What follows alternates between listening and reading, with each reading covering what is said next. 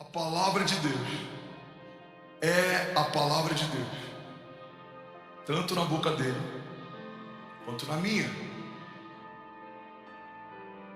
Pega isso aqui, irmão. Por que somos carregados de autoridade quando somos carregados de palavra? Porque a palavra de Deus continua sendo palavra de Deus, tanto na boca dele quanto na minha. Paulo diz: se um anjo descer do céu e apresentar para vocês um novo evangelho, considerem maldição, anátema. Nada vai ser acrescentado, nada pode ser removido, não pode ser atualizado. A palavra de Deus é perfeita porque ela não contém Deus, ela é Deus. A palavra de Deus é o próprio Deus. Ela é suficiente, ela é poderosa. Ela liberta cativos, ela quebra cadeias, ela cura enfermos, ela libera destinos, ela ativa promessas, ela libera milagres, ela renova o cansado, ela levanta o abatido, ela livra as famílias que fazem parte do povo de Deus, ela sustenta as promessas que saíram da boca do próprio Deus, ela nos dá direções, ela nos lembra da história, ela nos diz o que não fazer e ela nos mostra para onde estamos indo e o que Deus espera de nós. Ela é a nossa base de segurança, ela é onde devemos ancorar a nossa alma, ela é a base onde devemos sustentar aquilo que cremos. Se aquilo que cremos não corrobora com aquilo que Deus está falando, estamos crendo errado, precisamos nos arrepender. Se aquilo que esperamos não está alinhado com aquilo que Deus está dizendo a nosso respeito, precisamos ressignificar aquilo que estamos esperando, porque aquilo que Deus disse a meu respeito não vai acontecer nos céus, já aconteceu, está estabelecida como uma cláusula pétrea, não pode ser alterado, não é uma democracia, não depende de opiniões de homens, tanto faz se a criação ao meu redor não concorda com aquilo que Deus disse a meu respeito. Aquele que prometeu é fiel para cumprir. Se o inferno não está feliz com aquilo que Deus disse a teu respeito, diga então para reclamarem com quem te estabeleceu. Foi ele quem escolheu Davi. O seu pai não escolheria Davi, os seus irmãos não escolheriam Davi. Ele foi esquecido, estava abandonado, mas Deus mandou chamar Davi. José foi vendido, foi feito escravo, estava cativo, mas no tempo de Deus, Deus mandou chamar José.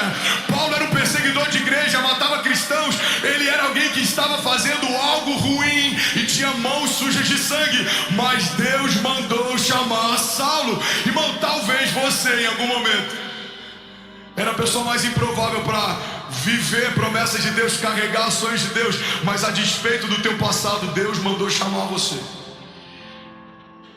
E o Deus que chamou é o Deus que sustenta. E o Deus que sustenta é o Deus que faz acontecer aquilo que Ele prometeu que aconteceria. Levante suas mãos em nome de Jesus, declare com autoridade. Diga: o Deus que me chamou me sustenta.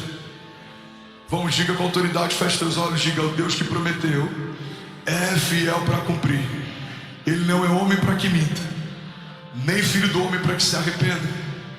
Diga: e a palavra que Deus me deu, diga, é o que vai sustentar a minha alma no dia mau.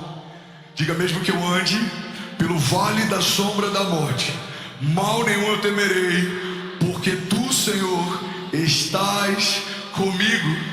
A tua vara e o teu cajado me consolam.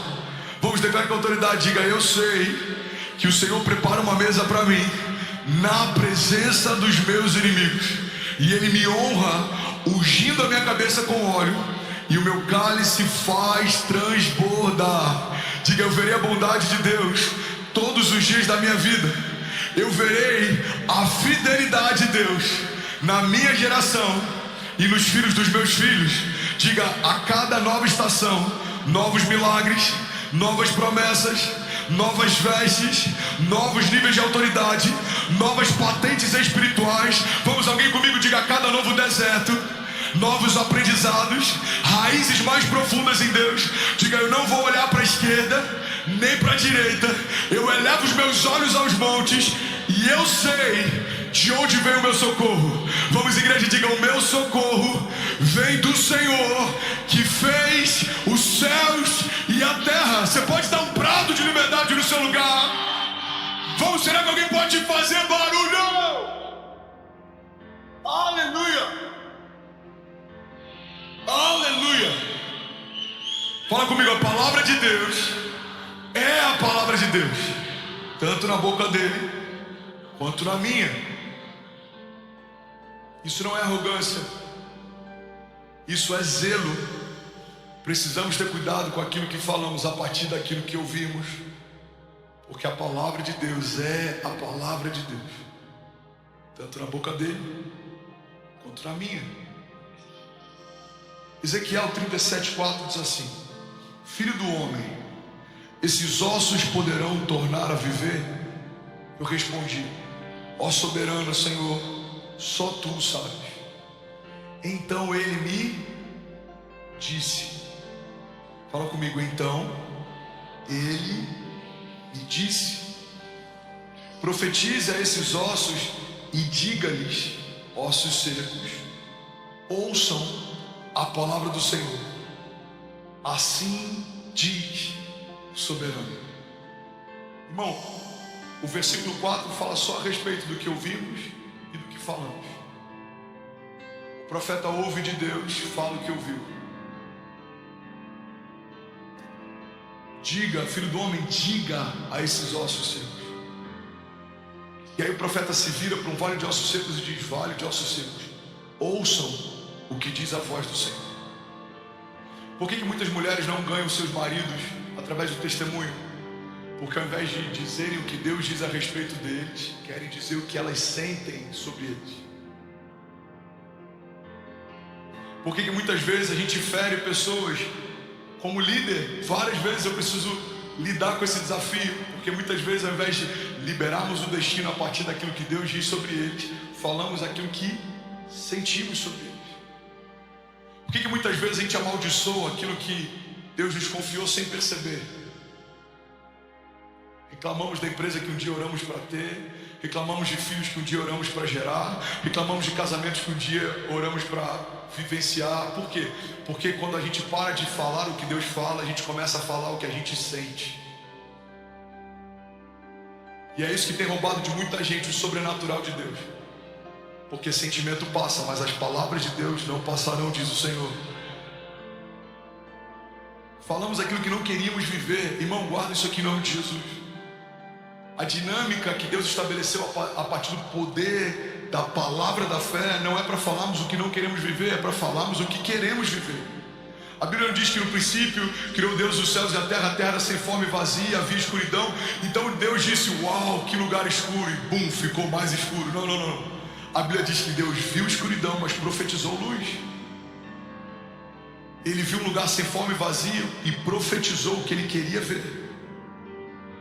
Qual é o poder da palavra da fé? Não é para falarmos o que estamos sentindo, é para falarmos o que Deus está falando. Você está comigo?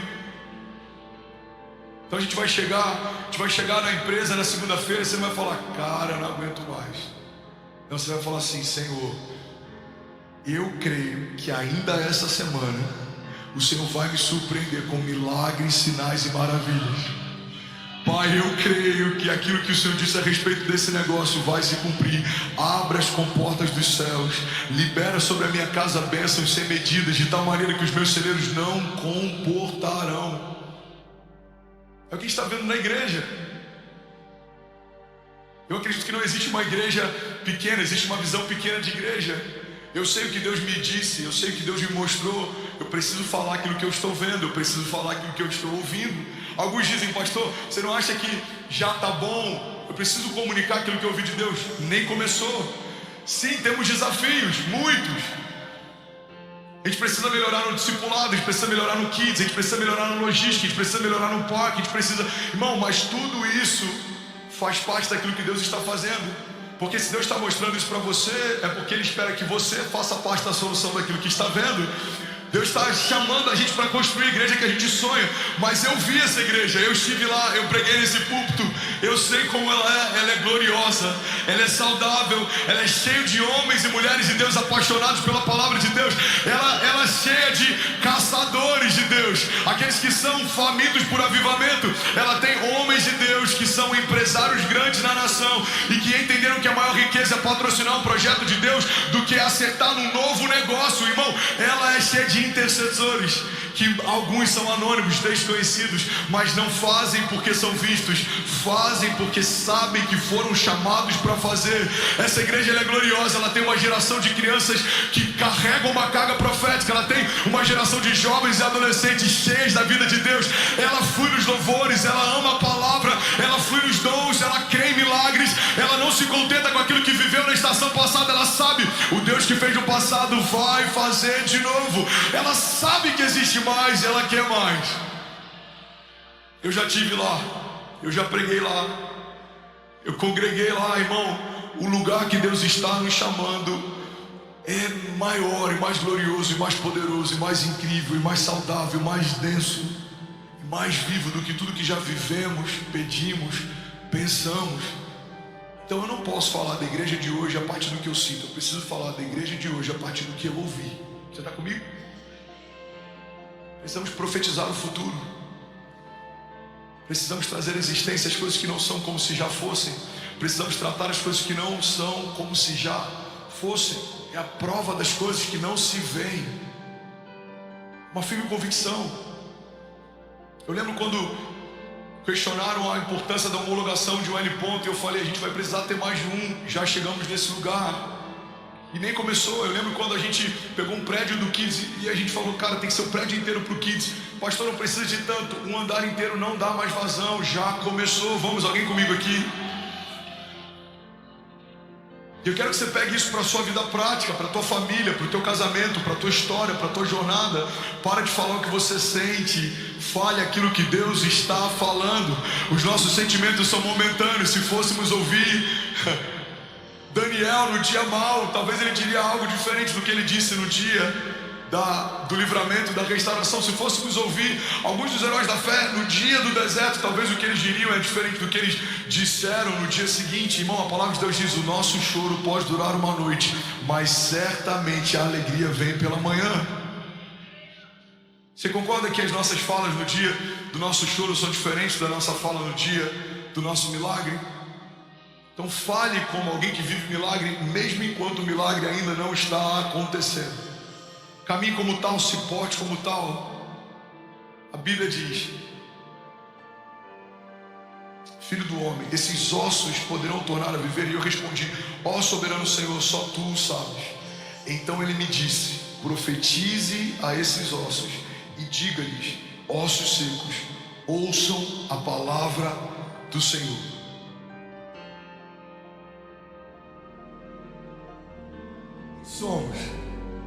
Somos uma boa notícia. O mundo jaz no maligno, toda a criação foi destituída da glória de Deus, mas há uma boa notícia. Deus enviou o seu único Filho, para que todo aquele que nele crê não pereça, mas seja salvo. Sabe, a Bíblia não diz, conhecereis o pecado e o pecado vos libertará. Por quê? Porque o pecado nós já conhecemos, e a gente sabe o final da história. Por isso que a Bíblia diz, conhecereis a verdade e a verdade vos libertará. Porque a única coisa que liberta é a verdade. Guarda isso, irmão. Se nós éramos escravos do pecado quando não tínhamos liberdade, agora que somos livres, precisamos ser escravos da justiça. Agora temos uma nova, eu boto entre aspas, prisão. Só que ao invés de estarmos presos ao mundo, ao inferno, estamos presos e conectados em Jesus, fomos enxertados nele. A Bíblia diz que sem ele nada podemos fazer, mas nele podemos todas as coisas. A Bíblia diz que se permanecermos nele, as palavras dele permanecerem em nós, pediremos qualquer coisa e nos será concedida. A palavra diz que em Jesus temos não só acesso ao reino, como autoridade no reino. Recebemos a chave do reino, ligamos e desligamos. As portas do inferno não prevalecerão contra nós. As garantias que Deus dá para a igreja, elas foram liberadas por Deus através da verdade. E a gente só consegue continuar usufruindo dela se caminharmos em verdade. E esse é o nosso encargo profético. Alguém está recebendo algo de Deus aqui? Diga amém. Não podemos deixar de confrontar o pecado. Não podemos deixar de anunciar a graça. É uma linha tênue. Em alguns momentos parece até que elas não coexistem, mas na verdade as duas precisam estar alinhadas. todo discurso, em todo sermão, em toda conduta, em toda prática. Guarda isso, irmão. Precisamos denunciar o pecado, mas precisamos anunciar a graça. Se só denunciamos o pecado, mas não anunciamos a graça, corremos o risco de nos tornarmos religiosos. Se só anunciamos a graça e não denunciamos o pecado, corremos o risco de vivermos em libertinagem. Existem muitos púlpitos no Brasil, e não se assuste, a quantidade deles vai aumentar, que tem mudado a teologia, relativizado os princípios para caber dentro de uma pauta. Tem muitas pessoas que inspiraram a igreja décadas atrás, alguns compositores, alguns músicos, alguns pastores, que eles têm condenado. Irmão, um cara, e eu vou chamar assim, porque eu não conheço a ponto de aferir a ele o título de pastor de ovelhas, um cara se levantou no púlpito de uma igreja para chamar o pastor André de mensageiro de Satanás, porque ele pregou sobre santidade. Mas você analisa pessoas que ele tem apreço, pessoas que têm apreço por ele, muitos deles foram feridos com a igreja, não necessariamente porque a igreja estava errada, mas talvez porque a igreja não falou o que eles gostariam de ouvir. A Bíblia diz que nos últimos dias os homens ajuntariam para si mestres segundo os seus próprios prazeres, desejos, expectativas, porque os seus ouvidos teriam comichões para ouvir a verdade. Vocês lembram quando eu preguei sobre fé seletiva? Eu falei sobre o encontro entre Paulo e o imperador e o governador na época. E a Bíblia diz que quando ele vai falar para ele sobre juízo, domínio próprio, sobre eternidade, a Bíblia diz que Félix diz, basta. A Bíblia diz, ele teve medo ao ouvir sobre essas coisas e disse, basta. Quando eu achar conveniente, volto a chamá-lo. Irmão, existem muitas pessoas, olha para mim, que têm caminhado por conveniência até em relação ao Evangelho. Se essa mensagem me agrada, eu ouço. Se essa mensagem não me agrada, eu pulo. Talvez uma boa parte de quem está sentado aqui só não parou de ouvir o que eu estou pregando porque é indelicado se levantar no meio do culto, mas se fosse pela internet já teria trocado de canal. O fato de nós nos adaptarmos à igreja online, e nada contra, pelo contrário, eu acredito nisso. E ontem 70% de quem veio se batizar de alguma forma, em algum momento, foi impactado pela minha vida ou por uma palavra que eu liberei. Por isso vieram de outros estados para poder serem batizados numa igreja que, por misericórdia, eu estou liderando. Eu acredito na força da igreja online. Eu acredito nisso. Mas a gente não pode negligenciar uma verdade. O fato de termos total controle em mudar o sermão quando não nos agrada, nos coloca num lugar muito perigoso. A palavra de hoje não está tão legal. Uau, essa palavra aqui me agrada, me alegra, me acalma. Existem pastores tocando uma geração inteira. E se você for espremer os seus sermões, o suco que eles carregam nada mais é sobre o Evangelho que deixa o nosso coração quentinho, confortável. Mas essa verdade deixa de ser verdade se não apresentarmos juntamente com ela os princípios do Evangelho. É verdade que Deus tem promessas para nós? É verdade. Mas existe uma condicional, permanecermos nele. É verdade que Deus tem bondade para nós? É verdade, mas existe uma condicional, precisamos nos tornar filhos dele. É verdade que podemos nos tornar filhos de Deus? É verdade, mas não somos todos filhos de Deus, somos todos criatura dele. Ao reconhecermos Jesus como Salvador, recebemos então o Espírito de adoção, pelo qual clamamos Abba, Pai. É verdade que Deus tem para nós prosperidade, é verdade, mas precisamos honrar os princípios dele. Irmão, tem muita gente que fala sobre essa parte, mas não prega sobre essa, e por isso que muita gente está vivendo uma decepção na sua jornada com o Evangelho. Alguns chegam a ponto de dizer, pastor, eu não sabia que seria tão difícil. Pois é, precisamos lembrar, não é fácil caminhar com Jesus, não vai ser rápido viver todas as promessas, mas temos uma garantia, nós nunca estaremos sozinhos. Nós nunca estaremos sozinhos. Ele nunca disse que seria rápido. Ele nunca disse que seria fácil. Ele nunca disse que seríamos poupados das lutas. O seu filho não foi. Bom, olha para mim. Que loucura esperarmos que Deus nos poupe de algo que não poupou nem é seu único filho. Eu estou frustrado porque me traíram. Jesus foi traído. Eu estou frustrado porque tem pessoas me perseguindo. Jesus foi perseguido. Eu estou frustrado porque como que Deus permitiu que pessoas me humilhassem? Jesus foi humilhado. Estou frustrado porque eu estou passando por algumas faltas. Jesus passou por falta. Ele sentiu sede e deram vinagre para ele beber. Irmão, guarda isso, não existe nada que Deus exija de nós que o próprio Deus não tenha cumprido em si. Deus exige santidade porque Ele é santo. Deus espera de nós bondade porque Ele é bom. Deus espera que a gente caminhe em verdade porque Ele é a verdade. Deus espera que a gente não se desvie do caminho porque Ele é o caminho. Alguém está comigo aqui? Diga amém. Tem uma boa notícia, existe um caminho de volta. Mateus 24:12 diz: e por se multiplicar a iniquidade, o amor de muitos esfriará. Mas aquele que perseverar até o fim, esse será salvo. Alguém pode dizer glória a Deus por isso?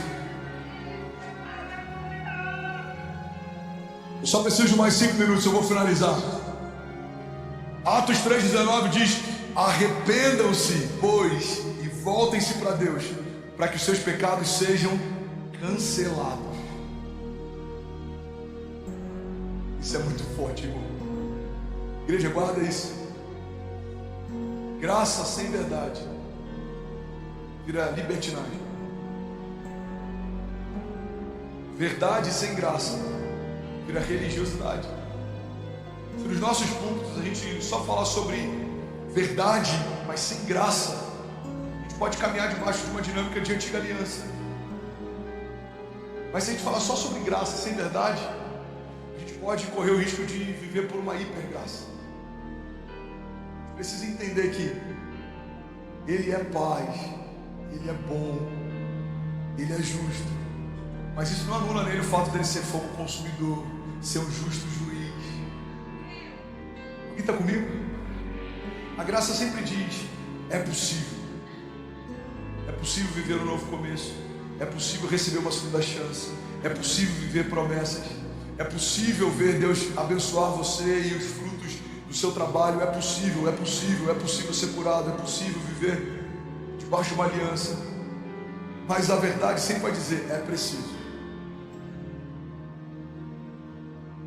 É preciso ter uma conduta diferente, é preciso caminhar de uma forma diferente, é preciso ser diferente em meio ao mundo caído, é preciso conhecer as Escrituras, é preciso ter tempo no secreto, é preciso semear, é preciso servir, é preciso carregar o fruto do Espírito.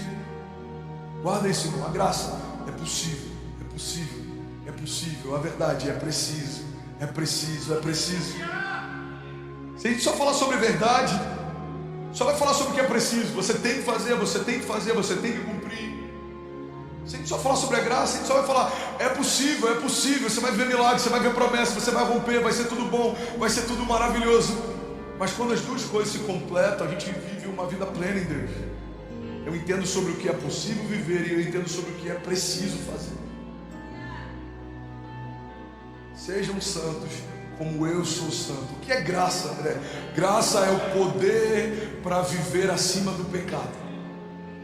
Graça não é uma autorização para viver em pecado. Graça não é uma justificativa para viver pecando e depois pedir desculpas. Graça é uma autoridade para caminhar acima do pecado. Romanos 6:1 diz: que diremos então? Continuaremos pecando para que a graça aumente? De maneira nenhuma. Nós, os que morremos para o pecado, como podemos continuar vivendo nele? Ou vocês não sabem que todos nós que fomos batizados em Cristo Jesus, fomos batizados na sua morte?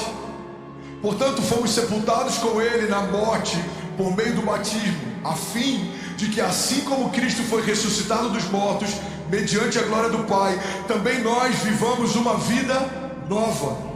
Se dessa forma fomos unidos a Ele na semelhança da sua morte, certamente o seremos também na semelhança da sua ressurreição. Pois sabemos que o nosso velho homem foi crucificado com Ele, para que o corpo do pecado seja destruído, e não mais sejamos escravos do pecado. Pois quem morreu foi justificado do pecado. Ora, se morremos com Cristo, cremos também que com Ele viveremos. Pois sabemos que, tendo sido ressuscitado dos mortos, Cristo não pode morrer outra vez. A morte não tem mais domínio sobre Ele, porque morrendo, Ele morreu para o pecado de uma vez por todas, mas vivendo, Ele vive para Deus. Da mesma forma, considerem-se mortos para o pecado, mas vivos para Deus em Cristo Jesus. Portanto, não permitam que o pecado continue dominando seus corpos mortais, fazendo que vocês obedeçam aos seus desejos. Não ofereçam os membros dos seus corpos ao pecado como instrumentos de injustiça. Antes, ofereçam-se a Deus como quem voltou da morte para a vida, e ofereçam os seus membros dos seus corpos a Ele como instrumentos de justiça. Pois o pecado não os dominará, porque vocês não estão debaixo da lei, mas debaixo da graça. E então, vamos pecar porque não estamos debaixo da lei, mas debaixo da graça? De maneira nenhuma. Não sabem que quando vocês se oferecem a alguém para lhe obedecer como escravos, tornaram-se escravos daquele a quem obedecem? Escravos do pecado que leva à morte, ou da obediência que leva à justiça? Mas graças a Deus, porque embora vocês tenham sido escravos do pecado, passaram a obedecer de coração a forma de ensino que lhes foi transmitida. Vocês foram libertados do pecado e tornaram-se escravos da justiça. Falo isso em termos humanos por causa das suas limitações humanas. Assim como vocês ofereceram os membros dos seus corpos em escravidão à impureza e à maldade que leva à maldade, ofereçam-nos agora em escravidão à justiça que leva à santidade. Quando vocês eram escravos do pecado, estavam livres da justiça. Que fruto colheram então das coisas das quais agora vocês se envergonham? O fim delas é a morte. Mas agora que vocês foram libertados do pecado e se tornaram escravos de Deus, o fruto que colhem leva à santidade, e o seu fim é a vida eterna. Pois o salário do pecado é a morte, mas o dom gratuito de Deus é a vida eterna em Cristo Jesus, o nosso Senhor. Quem pode dizer glória a Deus por isso? Você pode ficar de pé no seu lugar? Eu quero orar com você. Fica de pé no seu lugar. Aleluia. Salmo 51, 17, a Bíblia diz: o coração quebrantado o Senhor não rejeitará. Igreja, olha para mim. Alguns vão fechar o coração para a minha mensagem, para esse púlpito ou para essa igreja, porque o assunto é desconfortável. Alguns vão crescer em fé porque vão entender que Deus está nos chamando para um lugar mais alto de maturidade e santidade. Alguns, tendo ouvidos, não ouvirão, tendo olhos, não verão, tendo coração, não sentirão. Mas o nosso papel como igreja não é selecionar quem vai ouvir, é falar para que todos ouçam. Não é o semeador que escolhe em que lugar lança a semente, mas é o tipo da terra que define que tipo de colheita vai ser gerada a partir da semeadura. Jesus disse que um semeador saiu a semear, e que cada porção de semente caiu no tipo de terra. Aquelas que caíram numa terra cheia de espinhos, ela não teve forças para frutificar. Aquela que caiu em meio a pedras, as raízes se tornaram muito frágeis. A Bíblia diz sobre determinados tipos de solo, mas a Bíblia fala que aquela que caiu num solo bom, ela frutificou. Igreja, quem somos? Somos aqueles que semeiam frutos para a eternidade. Somos aqueles que foram chamados para caminhar em santidade. Somos aqueles que anunciam sobre o reino. Falamos sobre o reino que há de vir, mas falamos sobre a realidade de um reino que já está disponível. Falamos sobre um Deus de promessas, mas precisamos falar também sobre o que o Deus de promessas espera de nós como conduta. Deus é bom.